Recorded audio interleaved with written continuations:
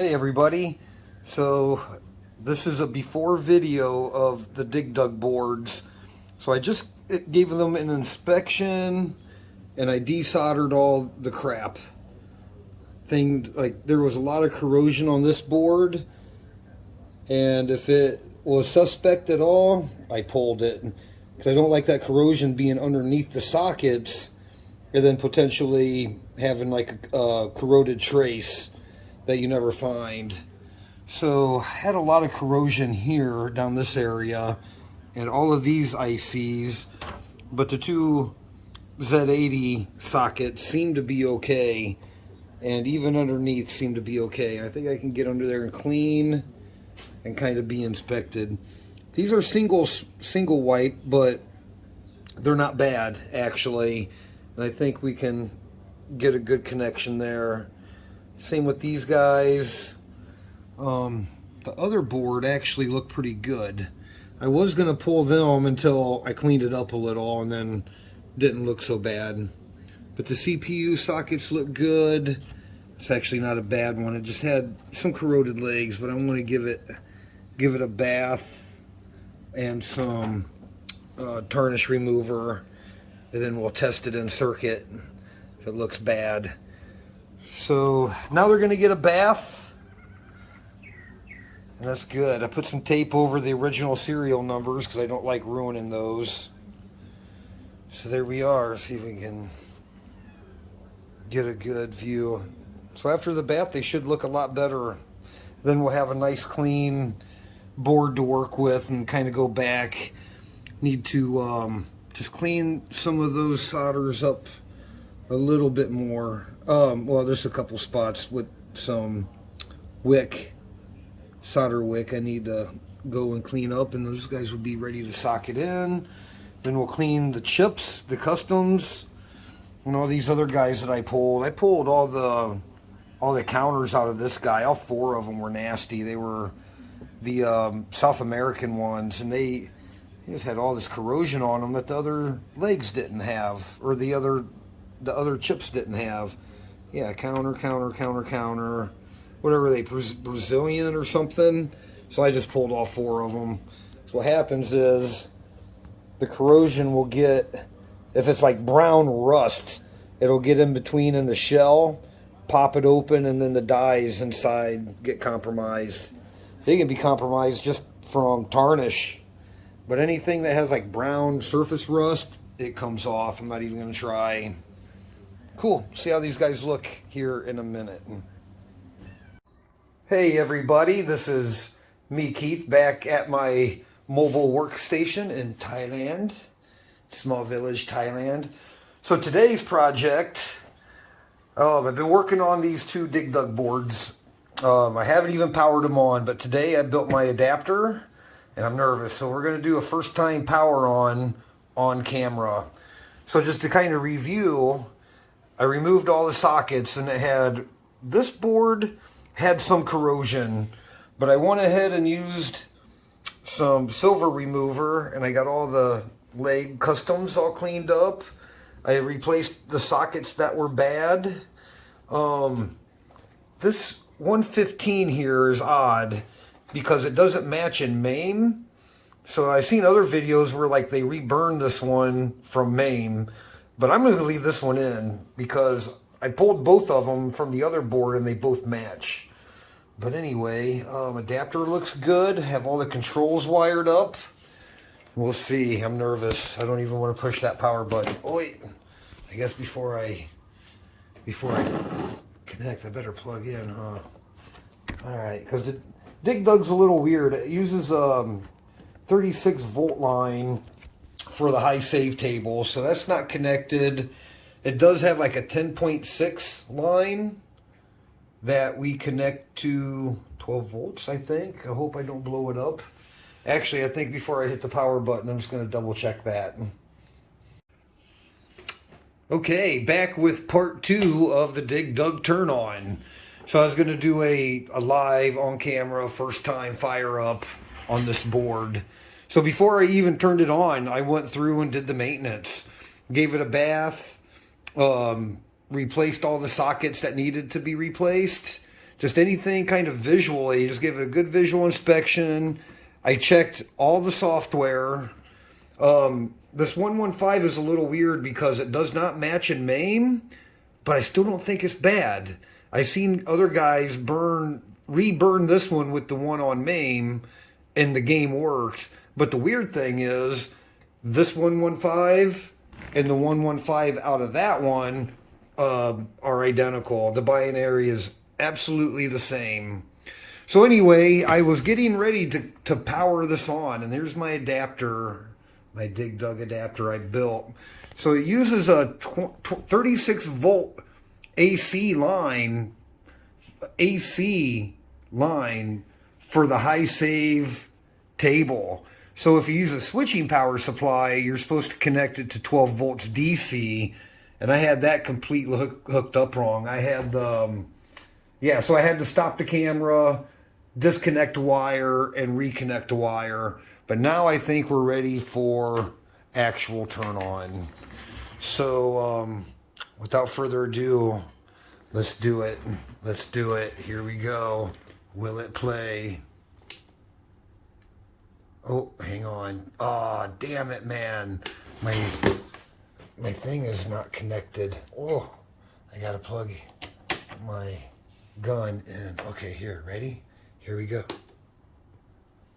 Oh, doing something, but it is not booting. We got bars. The voltage is jumpy a little bit. I've never really seen that. So we're gonna have to go back, do some probing around. If I had to guess, we got some Z80 problems. It's like not even trying to boot, but we got something. So there we go. There's the first live boot. Let's see if we can't get it to go into test mode. I doubt it since it's not even booting, but yeah, there's nothing. See, I think it's resetting too. Okay, that's the live turn on. Cheers. All right, just a wrap up video, a little brake test action with the Dig Dug. So the Dig Dug board, just go right to the audio section. So the Dig Dug does not have a sound section. In the cabinet, it has a separate audio amplifier. So I got my audio amplifier, my new one. I burned up my old one yesterday. So I got this other amplifier, and they're cheap here. So like I could build one, but $3 you can buy the board and all the components and make it yourself. So this is a 12 volt, 2 watt amplifier. And so I just got it connected right on to the sound section. It's like the last resistor that would actually feed the harness, then go up to the external audio amp. But let's coin up.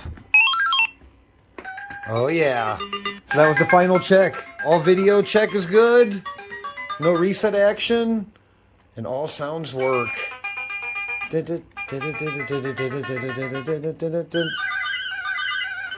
the music, the music is supposed to stop when you stop. Ooh, get away.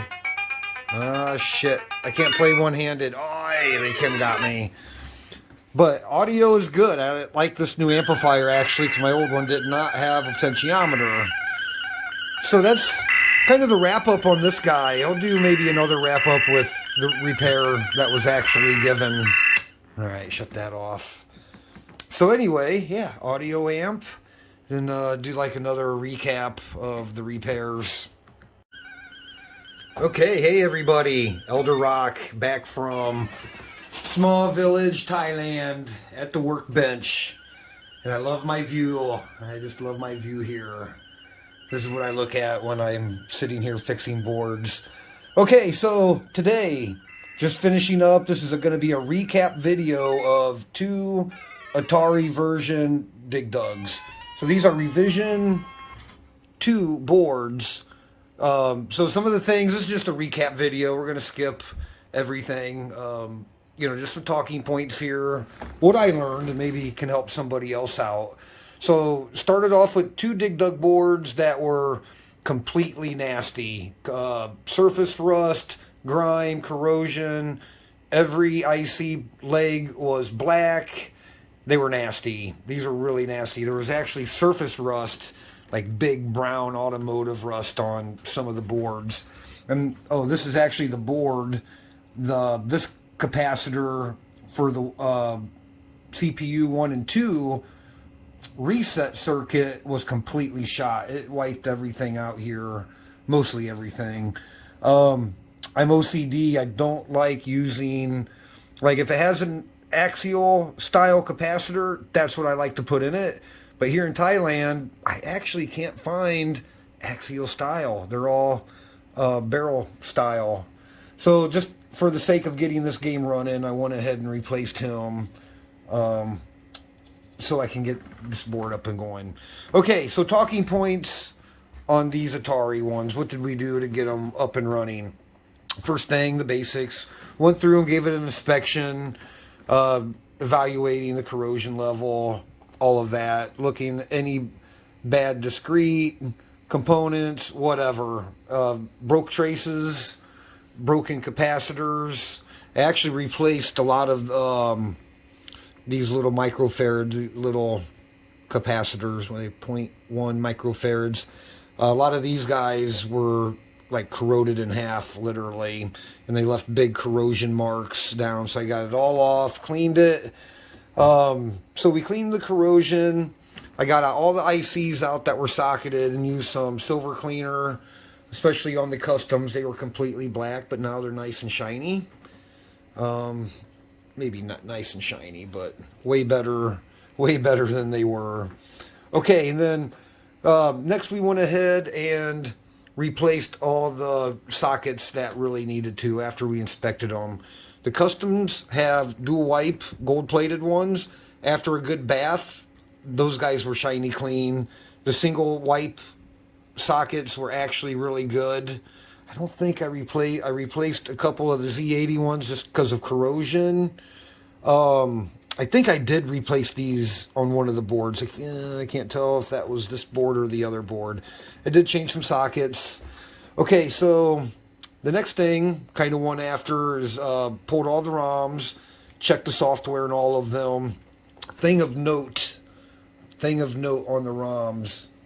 108, this guy, the 115, he does not match in the main set of ROMs, but it's okay. So I had actually two boards, so he checked some the same as the other board, so told me like the chance of them being bad with the same checksum was not likely. So I actually burned one from MAME and used it. You can use one of them or the original 115. They work fine too. Just a thing of note. Okay, so did the general maintenance, booted it up. We got frozen screen. So thing to keep in mind on Dig Dug boards, they have 3 CPUs, primary, secondary, the third priority CPU. These 2 CPUs will not boot unless the first primary CPU can read and write from RAM. So got the frozen, it was resetting, and so determined that there was bad RAMs. I think one board had 2 bad RAMs and the other board had 1. So I went ahead and resocketed all of those, replaced them with new, and we got boot action. Pretty much worked out of the gate. Except on the one board booted up. It actually booted and played, but this O2 shift register was causing some weirdness on here, and I just wanted to talk briefly about as far as troubleshooting, because when that shift register, at least the failure on this one, it was missing objects. There's no characters, no objects, and the play field was really jacked up. It was like half of the play field was solid yellow, and the other half you could actually see your guy digging, but there was no characters or anything. So these Atari prints are broke down into they have sections: play field section, a sync section, and object and moving object RAM section. So I kind of went through, I thought, okay, maybe it's playfield, maybe it's object. So I went through all of those and just had some weirdness. like on 6B on, oh crap, what are those? They're not registers. I think they're buffers or crap. They're buffers or bidirectional buffers. But I had no signal. I had none of these signals. Horizontals. I had some sync not present, stuff like that. So I was like, okay, I'm kind of close here. Maybe it's a transceiver, 245 or something like that. But no, it was this shift register in the video section. And all of these legs had activity on the scope. So beware, that could kind of get you. Luckily, I had two boards, and other than these signals, those sections were working fine. Okay, so what else? Just running down through the talking points. Check the software. We had frozen CPU. That was RAM issue. So be careful. On this version of DigDug, you have 3 CPUs located in this row, in the first row. So you need the Rev 4 drawings. The other drawings will not match. And they're out there online. Okay, so got it going, game playing. We did the brake test. And then the DigDug has in the cabinets a separate audio amplifier. So no onboard audio. So I got to play with my new little audio circuit today. Here in Thailand, they sell way more electronics than in the U.S. So I had my previous one, and I burned it up. Don't ask me. Just too many amps. I put too many amps through it and smoked it. So whatever. These are like $3 each. So I went down. I got one of these guys, which I like better because he has a potentiometer. And using my custom homemade power supply, 12 volts, and got testing audio on both boards, and they work fine. So keep in mind too, if you want to build your own audio, the audio outs are not a negative and positive. They're the positive for two different speakers. So you got to take your ground somewhere else. So you can test both. You can test both channels. I guess you'd call it channel. I only have a 1-channel amp, but so there we go. Or you could come up here right out of the audio section and grab two. So that's why I built my audio amp leads with micro grabbers, so I can get in and grab IC legs and test certain sounds on other boards. Works well. So, okay, what else? Had a couple bad Z80s because they were just corroded, like no legs, all of that. We covered the second and third boot system here. So another thing on this one, let me shut that off. The reset circuitry for your second and third CPU come from this reset circuit here. Another thing to note, this is a long video. I don't know if anybody will ever watch it, but some of these Atari DigDug boards came with the capacitor tied, I think, on the positive or negative side of the smoothing capacitor to pin 13. That pin 13 is your reset signal for these. There's actually a jumper from a capacitor over here, went to, you can see the glue here, to this C42, and I believe all that was to smooth the circuit out. I did testing with the O-scope with and without. It's just a little bit noisier without, but still within tolerance. So I don't know if somebody thought that circuit was too noisy, but I removed them and it seems to work fine. Talk about the capacitors. My previous statement, I'm OCD on capacitors. I really wanted to change these, but I cannot get axial style capacitors here. So I did kind of go through and check. I checked the voltages on each side. They seem to be kind of okay. They're clean and not leaking or bulged. So we're going to leave those in there. Okay, that's about it. I think we covered everything. Talking points for these repairs. Maybe you're working on an Atari board or a dig dug, so hopefully some of that stuff helps. Any questions or comments, let me know. But yeah, I'm just kind of learning too. I really liked these. I guess on the technician side, working on Atari boards, I find that they desolder and solder really great if you follow the proper techniques of extracting your sockets. Same things apply. You don't want to pull your traces and stuff, just slow and careful. But I found that the rework on this Atari board, these two Atari boards, are really nice compared to some of the other ones I've done. No problems here. Just some points, I don't know if anybody else does this. Like if I take a whole section out, I always take a picture just in case, like if I resolder and short anything out, I can kind of go and see where everything's connected and retest my own work. I always test my own work. So if I resolder in a section, I'll go through with the continuity and just make sure nothing's shorted out. Same up here. Like if I take this bank out, I'll take a picture, and the picture really helps because you can see like some of the top traces, if they are compromised, if they're weak, if they're barely holding on or getting ready to come off. You can really go back if you use like a high resolution camera.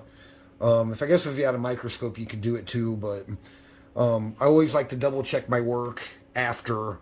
So I'll check continuity all the way up through. I just get over crazy. I'll just do each section, then end to end. Not all circuits go through, but I'll do each data and address line kind of separately, just to make sure I didn't solder anything together that you can't see. Not so much on the solder side, but up here if you could get stuff. So cleanliness is a really big deal. You want to make sure everything's completely clean and blowed off. Just the smallest piece of FOD can short you out if you got FOD up in between two legs. So yeah, kind of crazy on the watchdog circuit here. So okay, those were the tips. My God, that's too long of a video for just talking. But just some Atari dig dug discussion talks. Just a wrap up video for myself. I can go back and check it out. Okay, see ya.